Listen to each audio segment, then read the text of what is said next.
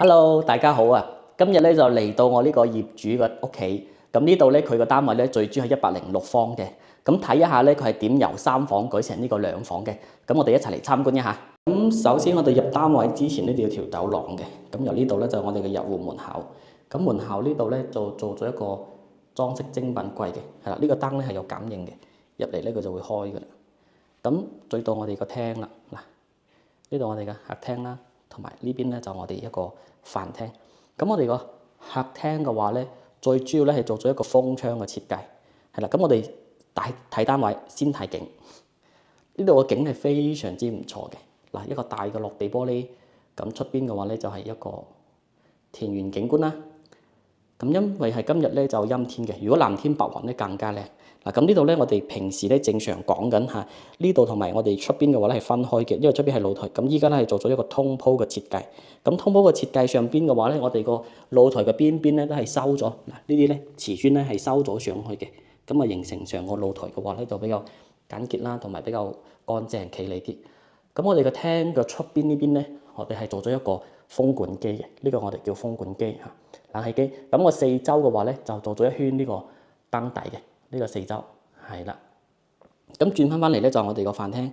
咁飯廳嘅話咧就好正常啦。咁就呢邊做咗一個餐邊櫃，係呢個就我哋嘅餐邊櫃嚟嘅。咁啲家私嘅話咧都係一啲實木家私嚟嘅，搭配翻即係梳化啊、茶几啊呢啲全部都係實木嘅。咁再講翻就係個廚房咧係有改動嘅。咁本身咧我哋嘅牆身其實就喺呢一個操作台呢一度嘅。咁我哋交樓嘅話咧就呢度有個推拉門。咁依家係整咗咧呢個咧就做咗一個摺疊式嘅推拉門。咁呢度咧就做咗我哋嘅工作台，我哋可以擺咖啡機啊，或者係水煲啊，會喺呢一邊。咁個廚房咧，我哋咧係改咗嘅。個廚房咧就本身就正常咧，就呢邊我哋有個櫃門啦。咁呢邊嘅話咧就立咗個位俾你啦。咁個星盆就喺呢邊啦。個擺設嘅位置係冇錯嘅，但係我哋改咗之後咧，就我哋呢邊啦有個焗爐，呢邊啦有翻我哋一個洗碗機啦。咁大嘅水槽咧都係有換過嘅，係啦。咁最主要咧就係呢度咧，我哋做咗一個嵌入式嘅雪櫃，係呢度就我哋個廚房嘅。咁細露台呢邊咧冇做咗通鋪嘅，都係做翻呢一個咧正常嘅推拉門，因為考慮到屋企可能有人食煙啦，或者係有啲人想係要下露台啦，同埋考慮到呢邊係晾衣區啦，就有翻個門。咁但係呢度都係做咗風窗，咁呢邊咧就洗衣機個位置。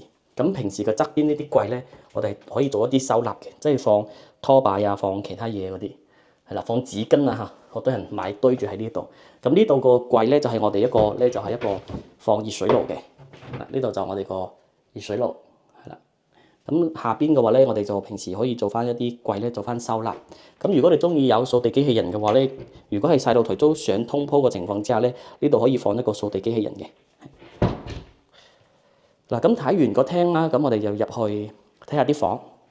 房間嘅話咧就做咗2房嘅設計。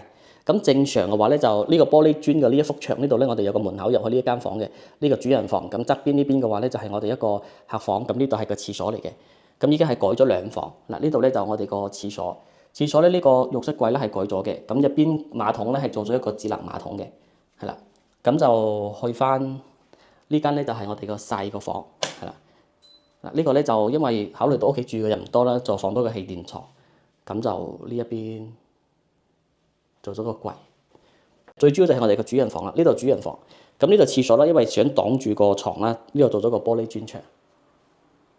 主人房都夠大，咁最主要就係呢一間房，呢個咧就係呢度入門口，我哋入嚟呢度我哋2間房都打通咗嘅。地下咧我哋係做咗呢一個咧就瓷磚嘅，係啦，就唔係地板。咁啊入呢間房咧係整體做咗一個衣帽間噶啦，咁呢度咧做咗個書台，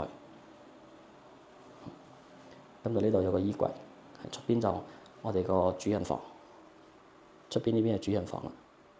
咁啊呢個主人房嘅廁所啦。係啦，咁呢個單位嘅話咧，就係由我哋一個3房啦改造成2房嘅單位嚟嘅。總結翻就係呢個單位咧就3房改咗2房嘅，咁色調嘅話咧，我哋係用咗一個深色嘅原木風，係啦，咁咧就搭配翻咧我哋啲家私全部都係實木嘅。咁整體嘅色調嘅效果，你哋覺得會點咧？我哋可以喺評論區留言，咁我哋一齊嚟探討一下啦。咁今期嘅節目咧就喺呢度啦，咁我哋下期再見，拜拜。